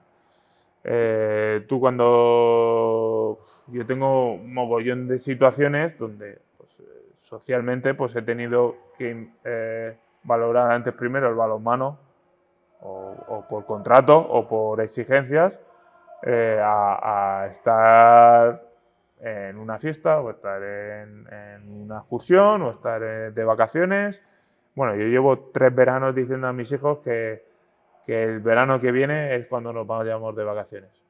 Y llega el verano y les sigo diciendo que no he podido hacerlo, ¿no? Por pretemporadas, por preparaciones de olímpicas, porque en Alemania el calendario escolar no coincidía con las vacaciones del balonmano. Era un cúmulo tal. Pero he tenido que sacrificar eso. O sea, en Alemania te hacían jugar el 28 o 27 o el 26 de diciembre. O sea, las navidades las tienes que pasar en Alemania. sí, con tu mujer y tus hijos, pero lo suyo es venir a España como hace todo el mundo, ¿no? O las fiestas del pueblo, que me encantan las fiestas de moros y cristianos de mi pueblo, donde no he podido permanecer aún, digamos, como una comparsa se llama allí, pero como si fuera una peña aquí, no he podido meterme aún, porque encima es en mayo, del 14, del 15 de mayo, del 16, 17 de mayo, hay competición. Encima, muchas veces me ha coincidido con competiciones muy buenas, como la Copa de Alemania, o con Final Four, o con tal, o con la IHF. Entonces sí que es un sacrificio muy grande, pero que a mí, es lo que te estaba diciendo antes del balonmano, que significa para mí eso, pues para mí no me costaba tanto eso. Hay gente que ahora, siendo veterana, pues llega diciendo que es que no tiene fines de semana, que pues eso, pues un domingo tranquilo en familia no tiene. A mí no me cuesta. Pues yo creo que llevamos a una vuelta toda tu vida, yo creo. Sí. La verdad que sí. Que son muchos, ¿eh? Es que has pasado muchas aventuras. Sí, son muchos años. Son muchos años, pero es verdad que la gente me sigue preguntando y yo, hombre, ¿no te retiras? No sé qué. Y la verdad es que sigo disfrutando. Y yo creo que si me retirara me voy a meter de entrenador y voy a seguir pringando los fines de semana y los días de entrenamiento, porque, pues eso, hablando con jugadores que se han retirado, hablas con ellos y dices, pues echo de menos el día a día, ¿no? El estar en el vestuario, pues, o ahora tengo que trabajar en esto y no es lo mismo estar trabajando en otro ámbito laboral que en este que conocemos tanto, ¿no? ¿Crees que muchas veces, esto es una corriente que tengo yo un poco personal, ¿crees que muchas veces los jugadores de balonmano de élite, por ejemplo, en otros deportes no lo sé, pero en balonmano de élite, se centran mucho en la carrera deportiva y cuando terminan no saben muy bien para dónde tirar, son como los juguetes rotos deportivos, por así decirlo? Sí. ¿Tú lo has visto? Sí, lo he visto y bueno, pues ahora estoy un poco en ese sentido también. Es verdad que pues tengo el título de entrenador, que bueno, me gustaría ser entrenador, pero yo he dejado de estudiar antes cuando era joven y me arrepiento muchísimo, porque yo pensaba que iba a vivir todo, que el deporte iba a ser la leche y tal, no sé qué, y he visto gente también, jugadores muy buenos que han tenido que ganarse la vida de forma a lo mejor peor que lo que podían haber conseguido si se hubieran formado mientras su vida deportiva, ¿no? Sí. Yo ahora me sigo formando como psicólogo, me está costando un poquillo, pero me gustaría ser psicólogo deportivo sobre todo, y me estoy formando en ello. Me he formado como entrenador, tengo el título y creo que lo podré hacer bien o me gustará hacerlo. Pero sí que es verdad que deberíamos de estar mejor orientados o ahora se está mejorando bastante las ofertas de formación que podemos tener los jugadores profesionales o los deportistas de élite. Creo que eso se está mejorando tanto del Comité Olímpico como el Consejo Superior de Deportes, las federaciones y tal, y creo que eso se está mejorando bastante a 10 años antes, ¿no? Pero cuando eres jugador de élite, sobre todo con lo que estábamos hablando de alto nivel, concentrarte en otras cosas aparte del balonmano cuesta mucho. Sobre todo cuando eres joven y bueno, pues tienes otras distracciones, ¿no? Pues nada, darte las gracias, Gedeón, por este ratito. Un placer. Te seguiremos aquí en Nava y donde sea. Sí. Y nada, muchas gracias por tu tiempo. Venga, de nada. Un placer.